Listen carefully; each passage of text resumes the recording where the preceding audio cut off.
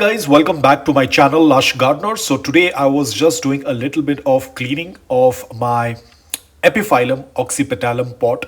There were a lot of weeds growing, and while I was cleaning the weeds, I happened to notice a small green plant growing. I thought probably it's weed, but when I took a closer look, I happened to notice that it is my tiger tooth aloe. I'll put up the scientific name on the screen.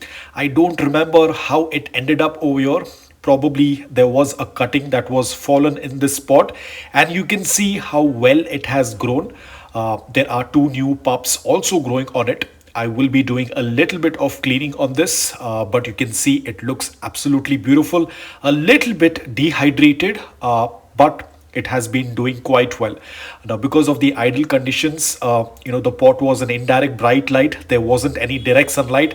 You can see the color is absolutely beautiful. Very fresh green in color. This is how it's supposed to look like. A lot of people complain that their tiger tooth aloe tends to turn brown in color. The reason is because you are offering a lot of direct sunlight. They do not prefer direct sunlight. They prefer indirect bright light, but which has a good amount of intensity.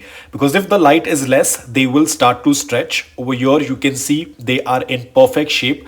They are not stretched at all. They have that perfect green in color.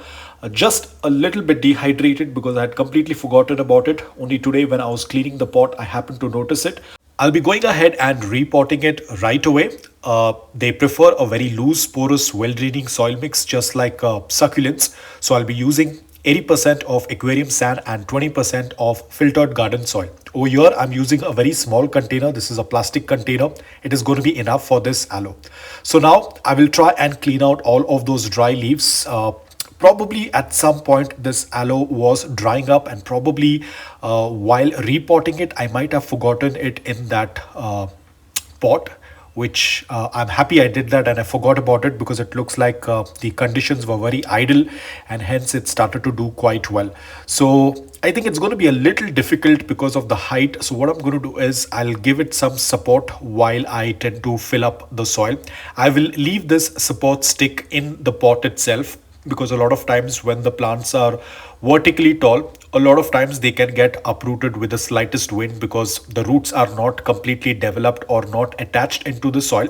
So I'll go ahead and use a stick so that it can stay stable in the soil.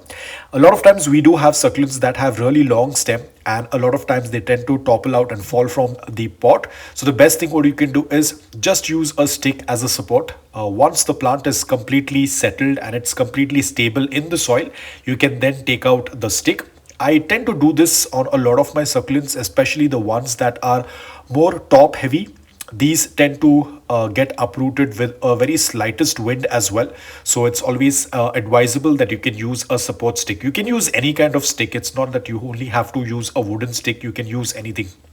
After this, it becomes very easy to top it up with soil. Again, I'm using the same soil mix, which is aquarium sand, and I'm using the filtered garden soil. I never use top dressing for any of my plants. Even if a plant tends to demand for a lot of moisture, I still do not add any top dressing. Please do not add top dressing for your succulents, especially if you are from a very humid environment, because the moisture tends to get trapped into the soil. A lot of people tend to use it. It all depends upon your environment and climate. As I said, if you are from a tropical environment or from a place wherein the humidity is very high, the first priority for you is to let the soil dry faster, and that's only possible if you are going to keep the upper layer of soil exposed to the environment. That will help dry the soil faster. So here we go, we are done. We have potted our tiger tooth aloe. I'm very happy. Of course, I won't be watering it right away. I'll wait for another 2 days or probably 3 days because you can see it is slightly dehydrated, not extremely, slightly. So I can wait for another 2 days. I will go ahead and do a top watering. So that's about it. It's a very pretty simple aloe, very non-fussy, does not get affected with mealybugs. Propagation, as you can see, there are 2 pups coming up. You can easily separate them and plant them in another individual pot. Keep them only in indirect bright light and water when the soil is dry. Do not keep the soil dry for a longer period of time, otherwise they will get dehydrated. So that's about it. I hope that you liked this video. If you did, please hit the like button, and if you're new to my channel, please consider subscribing to it. Until then, take care, stay safe and keep propagating.